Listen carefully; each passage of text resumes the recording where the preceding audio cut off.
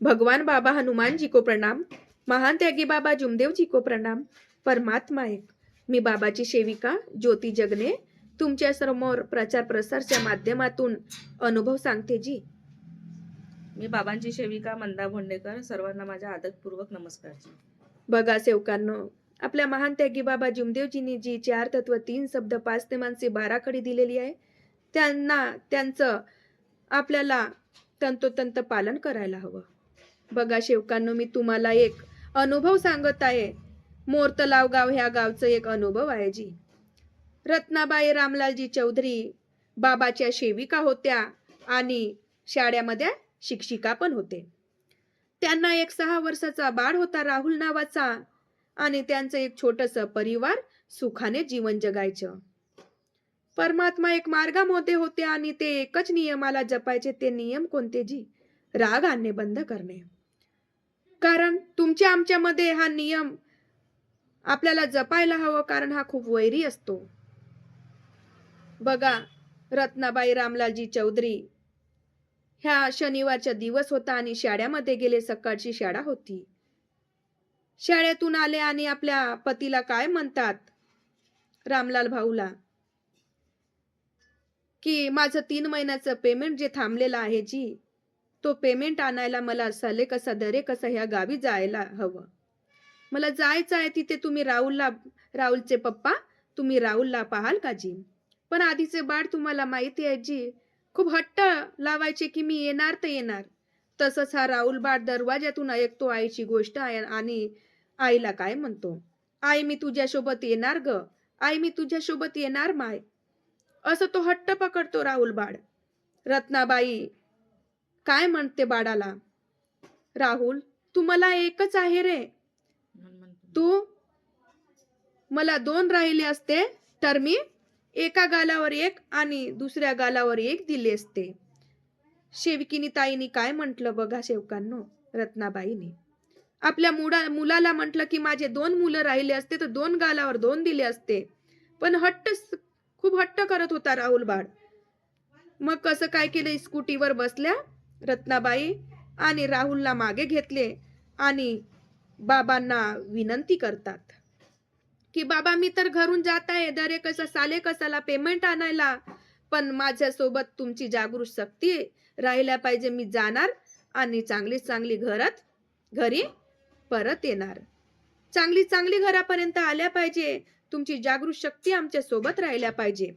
रत्नाबाई तिथून निघतात राहुल बाळाला घेऊन, कारण साले कसा दरे कसा हा मोरतलाव गावावरून 15 किलोमीटर दूर असते जी। प्रपंचचा सामान घेते रत्नाबाई, बँक मध्ये जाते, पैसे वगैरे काढते, विड्रॉल मारते। 17,000 पेमेंट तिचं थांबलेलं असते। 17,000 रुपये घेते आणि प्रपंचचा काही सामान घेते आणि राहुल बाळ काय म्हणतो, मला बाबा सूट पाहिजे आई। राहुल बाळासाठी बाबा सूट घेते आणि काही प्रपंचचा सामान घेते आणि घरी जायला बसते। तर राहुल बाळ अजून हट्ट करतो की मला आई अजून पाहिजे जी। बाळ असं नको करू, सायंकाळचे 6 वाजले रे, साले कसा दरे कसा पासून आपलं गाव मोरतलाव 15 किलोमीटर दूर आहे बेटा आणि सायंकाळ इथेच झालेली आहे। तिथून बाबांना विनंती करतात आणि तिथून निघून जाते की बाबा तुम्हीच माझी रक्षा करणार, कारण एवढा जंगल आहे आणि जंगलातून मी आता बाळाला घेऊन जात आहे, तर तुम्हीच आमच्या सोबत राहिल्या पाहिजे। रत्नाबाई तिथून निघतात, अर्ध्या रस्त्यापर्यंत पोहोचतात, कारण खूप घना जंगल आहे तिथून। तिथले 3 नीताराम, मनसाराम आणि श्यामराव तिला आडे होतात मधामध्येच नाल्यावर। तिला चाकू वगैरे दाखवतात आणि काय म्हणतात, तुझ्याजवळ जेवढं सोनं आहे पूर्ण दे, पैसे पाणी जे बी असेल ते दे। रत्नाबाई ओळखत नाही, कारण ते तोंडाला बांधून ठेवतात। रत्नाबाईला आठवण येते नाही, मी मार्गात असून मी आपल्या मुलाला कसे शब्द बोलली हे परमेश्वराने परीक्षा घेत असेल। बाबांनी तिने विनंती केली की बाबा मला घरी पोहोचवणारे तुम्हीच आहात जी, माझ्याशी चुका झाले, मी आपल्या बाळाला अशा शब्दात बोलली।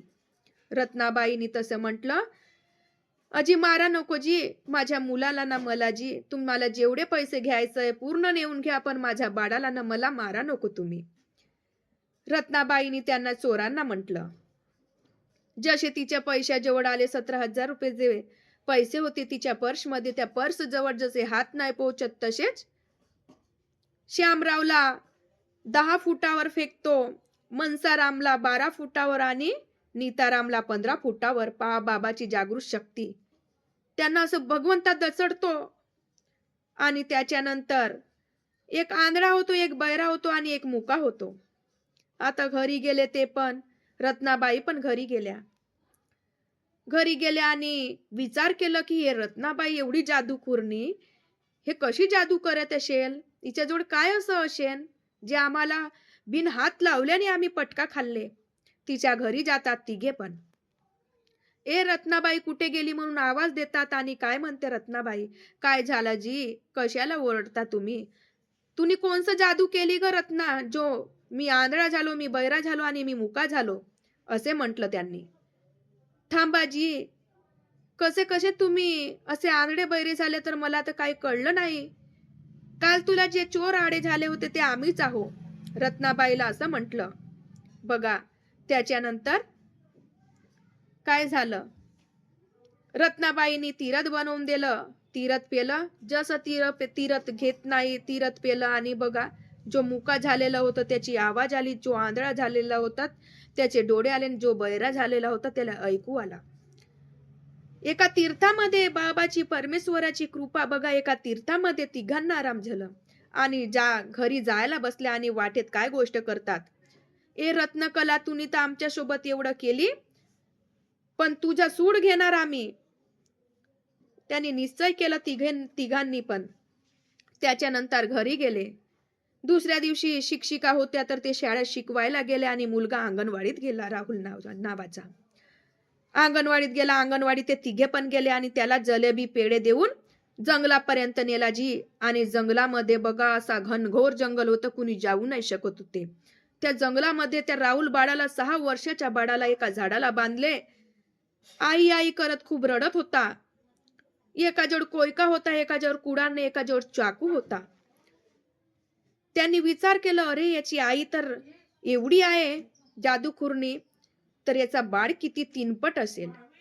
याला असं नाही मारायचा, एक कोयका मारणार तर जागेवर खत्म करीन, एक चाकू मारीन त्याचे हातपाय काटणार आणि एक कुऱ्हाड मारणार तर जाग्यावर याची नड्डी काटणार, असं त्यांनी निश्चय केलं.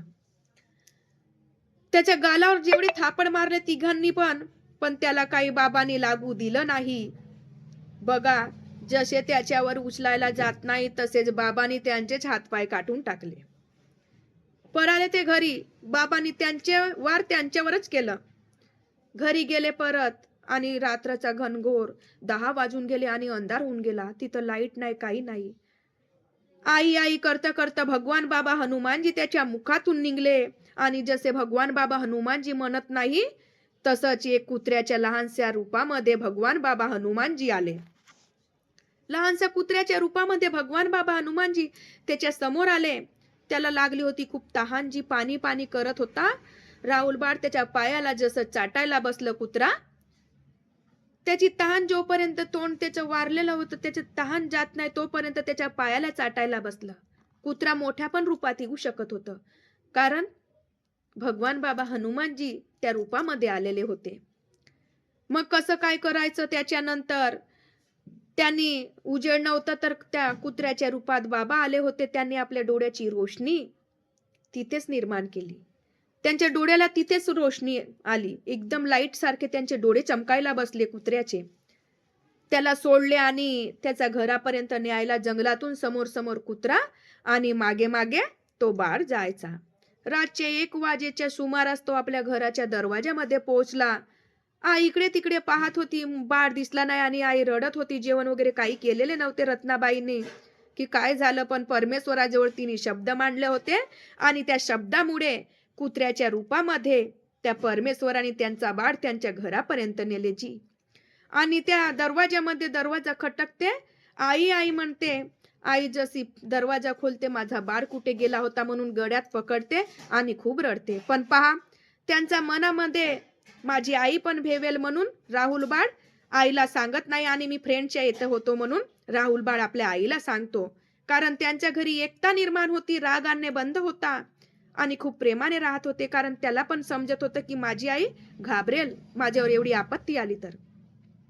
आईला सांगलं नाही, फ्रेंडच्या इथे होतो म्हटलं आणि मागे बघतात, आईला जसे सांगायला बसतात, बाबा तिथून गायब होतात, ज्या कुत्र्याच्या रूपामध्ये आले होते जी. एवढी परंपरा अपरंपार लीला आहे. तुमच्या पायाला काटा पण नाही करू शकत. मग कसं काय झालं पहा सेवकांनो, आईने पकडलं, जेवण वगैरे दिले आणि दुसऱ्या दिवशी कसं काय झालं, आता यांच्याजवळ कोणती परमेश्वराची जागृत शक्ती आहे म्हणून मनसाराम आणि नीताराम त्याच्या घरी आले आणि त्यांना विचारलं, की तुमच्याजवळ अशी कोणती जागृत शक्ती आहे जे तुमचे दुःख दूर करतात आणि तुमच्या पाठीशीच राहतात. आम्ही जसं वार करतो तुम्हाला लागत नाही. रत्नाबाईंनी त्यांना सांगितलं, की हे परमेश्वराची देणगी आहे, हे भगवंताची देणगी आहे, तुमच्या अंतरात्म्यामध्ये जागृत शक्ती आहे. पण त्यांच्या तुम्हाला तंतोतंत पालन करायला हवं आणि परमात्मा एक मार्गामध्ये यायला हवं. रत्नाबाईंनी त्यांना सांगितले.